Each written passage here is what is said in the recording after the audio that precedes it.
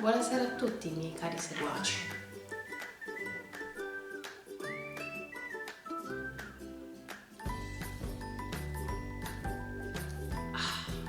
La Coca-Cola. Ciao a tutti miei cari seguaci e bentornati sul mio canale.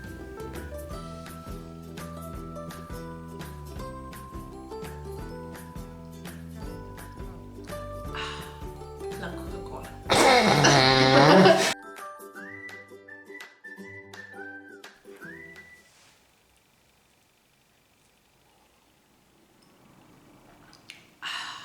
La Coca-Cola, che bevanda dissetante. Ciao a tutti i miei seguaci e bentornati sul mio canale. Oggi voglio parlare proprio di lei, della Coca-Cola, della sua storia e anche di cosa provoca berla tutta d'un fiato. Ma ecco, non solo tutta d'un fiato, anche nel giro di una giornata. Vediamo un pochettino. Ma prima di iniziare, come sempre, sigla!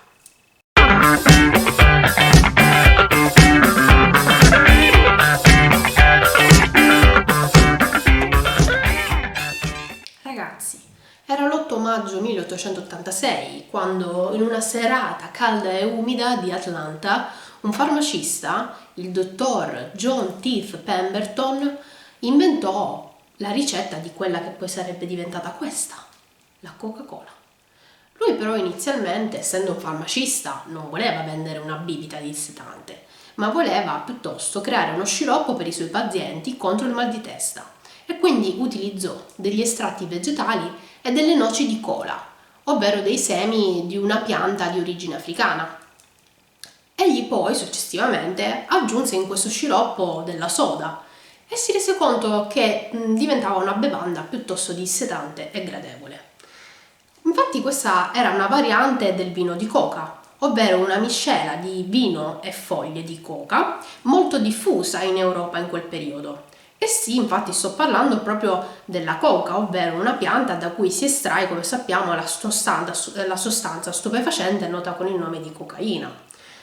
Infatti poi ecco, nel 1903 questa sostanza fu completamente rimossa, probabilmente data anche i suoi effetti stupefacenti. Egli vendeva questa bevanda a 5 centesimi a dose nella sua farmacia, una cifra irrisoria se pensiamo a quanto costa oggi la Coca-Cola. E infatti egli, poverino, non ci guadagnò praticamente nulla e quindi decise successivamente di venderla ad un noto imprenditore dell'epoca di Atlanta. Questo imprenditore, al contrario, invece capì subito dell'enorme potenziale di questa bevanda. Tant'è che poi nel 1927 questa bevanda arrivò in Italia, quindi capiamo che fece il giro del mondo piuttosto rapidamente. Nacque così la bibita più famosa al mondo, la cui formula è tutt'oggi segreta. Da quanto si sa, l'unica copia diffusa, l'unica copia ufficiale della formula si trova in un caveau di una banca di Atlanta ed è segretissima, nessuno la conosce. Ma in realtà prendendo la Coca-Cola noi leggiamo degli ingredienti perché come sappiamo è obbligatorio etichettare con gli ingredienti di un alimento. Essendo appunto la Coca-Cola un alimento dobbiamo saperne il contenuto, però in minima parte. Infatti cosa è contenuto nella Coca-Cola? Andiamo a leggere qui nella bottiglia.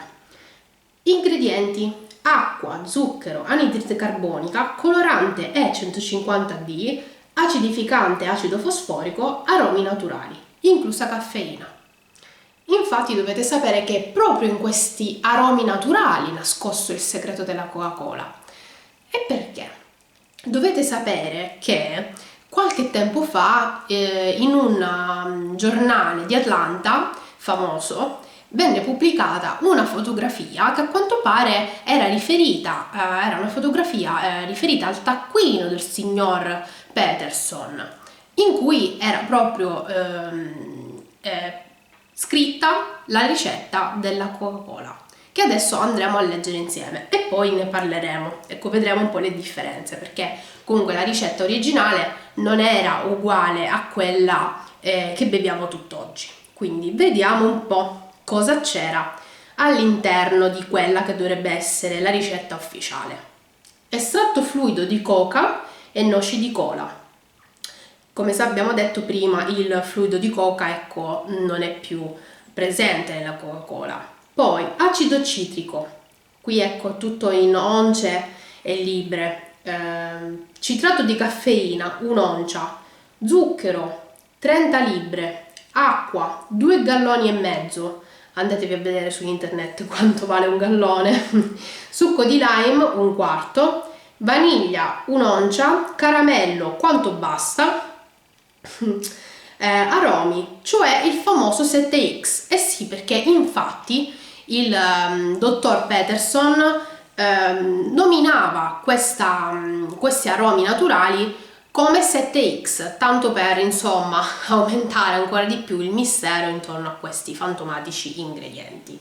Secondo quindi questo taccuino riportato su questo giornale, questi aromi erano alcol 8 once, olio di arance 20 gocce, olio di limone 30 gocce, olio di noce moscata 10 gocce, coriandolo 5 gocce, olio di arancio amaro 10 gocce, cannella 10 gocce. Riguardo ecco questa fotografia, la Coca-Cola non ha mai né smentito né però ecco ha confermato che si trattasse di questi ingredienti. Quindi tutt'oggi in effetti noi non sappiamo quali sono questi aromi naturali. Potrebbero essere quelli, ma non ne siamo sicuri.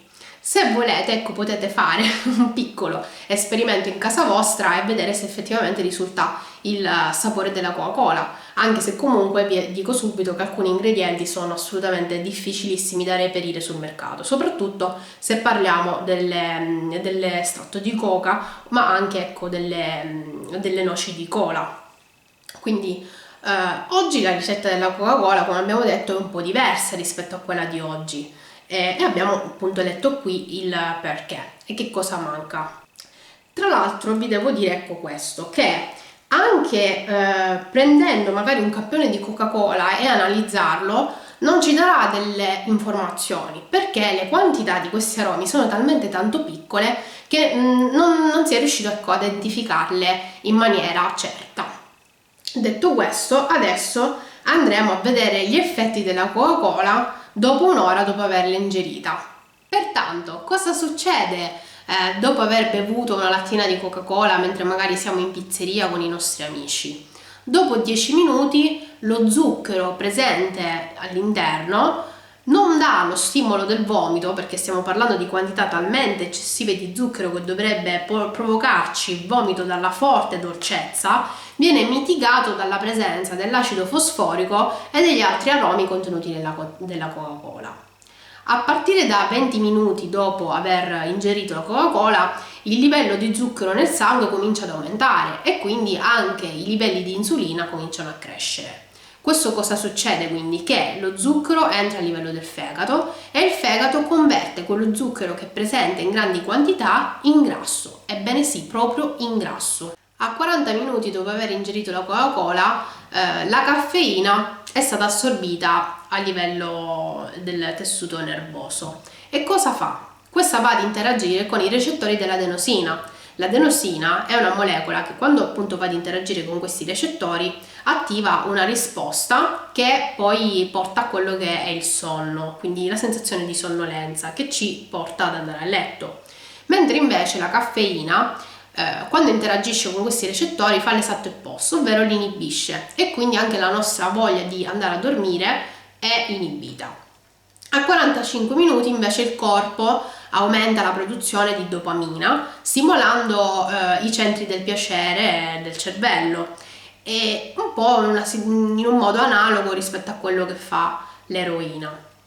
A 60 minuti dopo aver ingerito la Coca-Cola, l'acido fosforico che è presente tra gli ingredienti, come abbiamo visto, va a legare calcio, zinco e magnesio, che sono, come sappiamo, dei minerali importantissimi nel nostro organismo, e la presenza della caffeina non solo va ad inibire i recettori dell'adenosina, ma ha anche un'altra funzione, ovvero aumenta la diuresi. Quindi la risposta qual è?